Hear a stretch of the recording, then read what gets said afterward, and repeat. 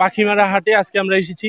এই হাটটি কোনো ইজারাভুক্ত হাট নয় এবং ঘাস আদায়ের মাধ্যমেও সরকার কোনো রাজস্ব এখান থেকে পাচ্ছে না, সরকার বঞ্চিত হচ্ছে। যা হাট ও বাজার স্থাপন ও ব্যবস্থাপনা আইন 2023-এর 12 ধারা মতে এই ধরনের অপরাধের ক্ষেত্রে সর্বোচ্চ 5 লক্ষ টাকা জরিমানা এবং সর্বোচ্চ 1 বছর জেল দেওয়ার বিধান রয়েছে।